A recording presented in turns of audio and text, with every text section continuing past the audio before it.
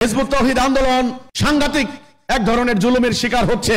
আমরা আজকে আক্রান্ত, আমরা চলাফেরা করতে পারছি না, আমাদের বক্তব্য আমরা প্রচার করতে পারছি না, আমাদের সমাবেশ করতে পারছি না, আমরা আমাদের মসজিদে আমাদের নামাজ আদায় করতে পারছি না, আমাদের নারীরা, আমাদের শিশুরা আমাদের জীবন ধারণ করতে পারছে না। ধর্ম ব্যবসায়ী উগ্রবাদী গোষ্ঠী এবং তাদের অন্ধ অনুসারীরা আমাদের উপর আক্রমণ চালাচ্ছে। বাংলাদেশে আমরা দেখতে পাচ্ছি অরাজকতার দিকে ধাবিত হচ্ছে। এই অরাজকতা সৃষ্টি করার জন্য বাংলাদেশ স্বাধীন হয় নাই। যেখানে সাধারণ ধর্মপ্রাণ মানুষ ওয়াজ শুনতে যায়, সেখানে বসে আমাদের বাড়িঘরে হামলা চালানোর হুমকি দিচ্ছে। বিভিন্ন মসজিদ মাদ্রাসায় বসে বসে ষড়যন্ত্র করছে। যখন আমাদের দেওয়ালে পিঠ থেকে যাবে, তখন আমরাও আত্মরক্ষার চূড়ান্ত চেষ্টা করতে বাধ্য হব ইনশাআল্লাহ। জাতীয় আন্তর্জাতিক আইনে আত্মরক্ষার অধিকার আমার রয়েছে, সেলফ ডিফেন্সের অধিকার আমার রয়েছে। আজকে এই সমাবেশ থেকে আমি বাংলাদেশ সরকার, আইন শৃঙ্খলা বাহিনী, আন্তর্জাতিক সম্প্রদায়, মানবাধিকার সংগঠন, জাতিসংঘ সহ সকল মানুষকে আমি বলতে চাই, বাংলাদেশে একটি আন্দোলন, একটি সংগঠন হিজবুত তাওহীদ, যারা বিগত 30 বছর থেকে যাবতীয় উগ্রবাদ, সাম্প্রদায়িকতা, ধর্ম ব্যবসা, ধর্মান্ধতা ইত্যাদির বিরুদ্ধে আমরা লড়াই চালিয়ে যাচ্ছি। কেউ বলতে পারবে না আমরা কোনো আইন ভঙ্গ করেছি, কোনো রাজনৈতিক সম্পৃক্ততা কেউ বলতে পারবে না, কোনো পলিটিক্যাল ইনভলভমেন্ট নাই, কোন অর্থনৈতিক স্বার্থ আমরা কোন পক্ষ কারো কাছ থেকে নিয়েছি কেউ বলতে পারবে না। নিজেদের সম্পূর্ণ অর্থ ব্যয় করে মানবতার কল্যাণে আমরা দেশপ্রেমের চেতনায় উদ্দীপ্ত হয়ে একজন মুমিন বান্দা হিসাবে আমরা সম্পূর্ণ নিঃস্বার্থভাবে এই কাজ করছি। এই কাজ আমাদের একদিকে মানবাধিকার, আরেকদিকে সাংবিধানিক অধিকার, আরেকদিকে শাসনতান্ত্রিক অধিকার, আরেকদিকে ধর্মীয় অধিকার।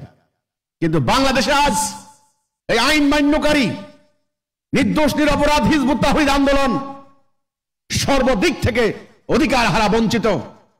আমাদের মানবাধিকার লঙ্ঘিত হচ্ছে, আমাদের বাড়িঘর আক্রমণ করা হচ্ছে, মব সৃষ্টি করে, একটা তাণ্ডব সৃষ্টি করে ঘর বাড়ি ডাকাতি করে নিয়ে যাওয়া হচ্ছে, আমাদের সদস্যদেরকে হত্যা করছে, আহত করছে, রক্তাক্ত করছে। আমরা প্রতিরোধ করতে পারছি না, অথচ জাতীয় আন্তর্জাতিক আইনে আত্মরক্ষার অধিকার আমার রয়েছে, সেলফ ডিফেন্সের অধিকার আমার রয়েছে। কিন্তু যখনই আমি আত্মরক্ষা করতে যাই, তখনই উল্টো আমাদেরকে গ্রেফতার করে চালান দিয়ে দেওয়া হয় এবং আমাদেরকে জামিন পর্যন্ত দেওয়া হচ্ছে না। আমার জানমালে রক্ষা হচ্ছে না, আমি আত্মরক্ষাও করতে পারছি না। এমন শ্বাসরুদ্ধকর অবস্থায় আমরা বাংলাদেশে বসবাস করছি। কিন্তু এই অরাজকতা সৃষ্টি করার জন্য বাংলাদেশ স্বাধীন হয় নাই। 24 সালে ছাত্র জনতা, যেটাকে বলা হয় জুলাই বিপ্লব, সেটাও তারা বলেছেন যে ফ্যাসিবাদের পতন ঘটিয়ে বাংলাদেশের মানুষের অধিকার রক্ষার জন্য, মুক্তির জন্য এখানে ছাত্র জনতা জীবন দিয়েছেন।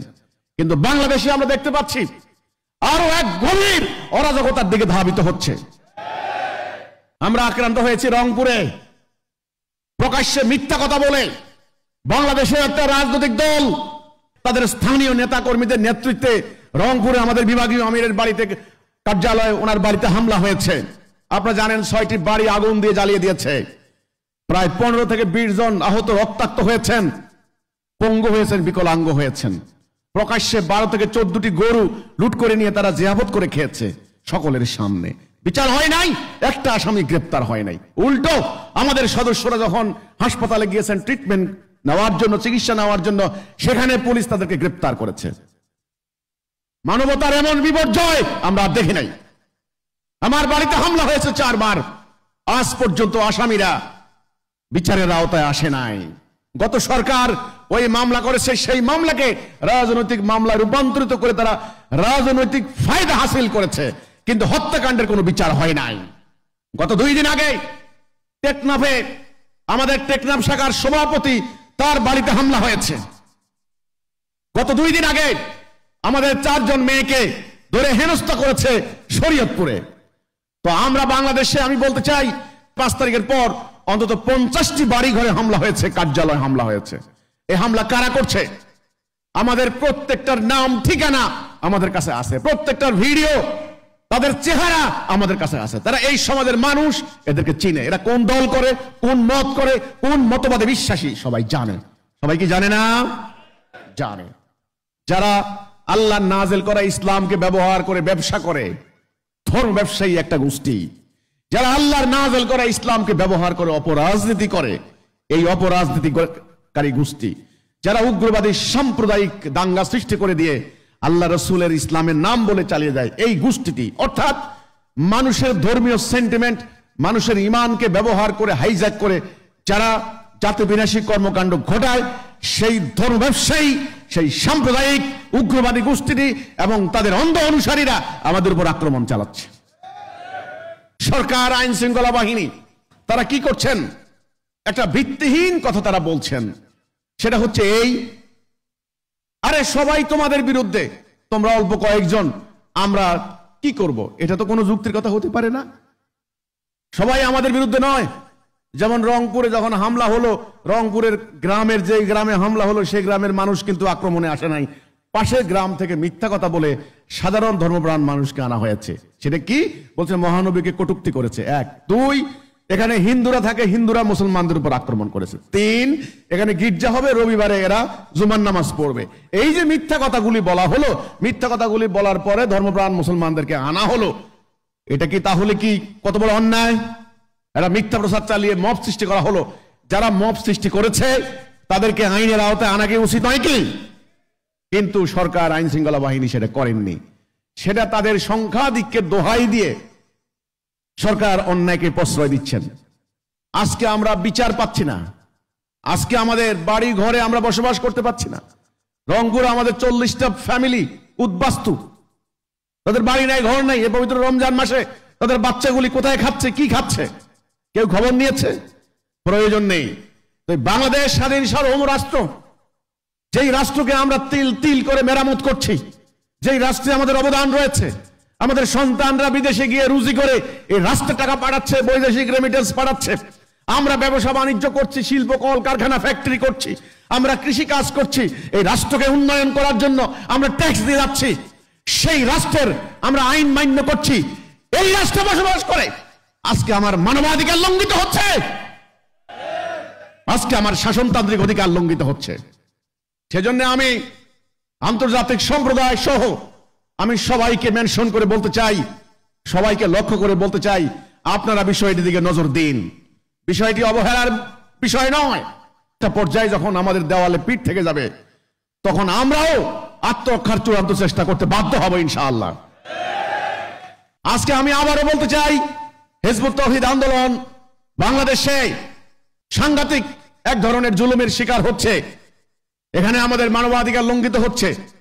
আমরা আজকে আক্রান্ত, আমরা চলাফেরা করতে পারছি না, আমাদের বক্তব্য আমরা প্রচার করতে পারছি না, আমাদের সমাবেশ করতে পারছি না, আমরা আমাদের মসজিদে আমাদের নামাজ আদায় করতে পারছি না, আমাদের নারীরা, আমাদের শিশুরা আমাদের জীবন ধারণ করতে পারছে না।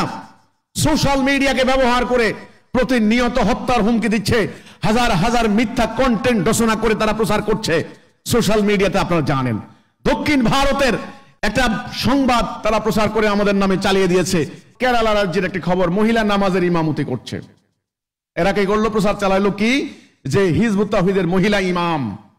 এই যে মিথ্যাটা সোশ্যাল মিডিয়াতে আমাদেরকে হত্যার হুমকি দিচ্ছে, সেই হুমকির স্ক্রিনশট আমার কাছে আছে হাজার হাজার। তাহলে সোশ্যাল মিডিয়াতে হুমকি দিচ্ছে, ওয়াজ মাহফিলের মতো জায়গায় বসে সেখানে প্রকাশ্যে হুমকি দিচ্ছে, যেখানে সাধারণ ধর্মপ্রাণ মানুষ ওয়াজ শুনতে যায় সেখানে বসে আমাদের বাড়ি ঘরে হামলা চালানোর হুমকি দিচ্ছে, বিভিন্ন মসজিদ মাদ্রাসায় বসে বসে ষড়যন্ত্র করছে। তাহলে আমরা আজকে আক্রান্ত, আমাদের জীবন সম্পদ আজকে হুমকির সম্মুখীন, আমাদের অনেক পরিবার আছে উদ্বাস্তু।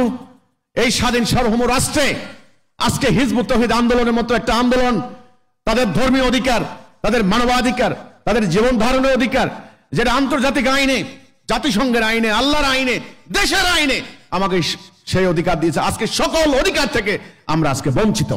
আমি আন্তর্জাতিক সম্প্রদায়ের এবং বাংলাদেশ সরকার সহ সংশ্লিষ্ট সকলের দৃষ্টি আকর্ষণ করছি, আমাদের অধিকারকে সমুন্নত করুন যদি সভ্যতাকে বাঁচিয়ে রাখতে চান। আজকে আমার উপর আক্রমণ হচ্ছে, যদি আপনারা নির্বিকার থাকেন, আগামীকাল যে কারো উপরে যেই কোনো সময় আক্রমণ হতে পারে। কারণ এই হামলাকারী আক্রমণকারীদের কোনো ধর্ম নাই, তাদের ধর্ম হচ্ছে স্বার্থ, পানি ঘোলা করা, এটা ওদের ধর্ম। এই হচ্ছে আমার কথা। আমাদের অধিকারকে সমুন্নত করুন।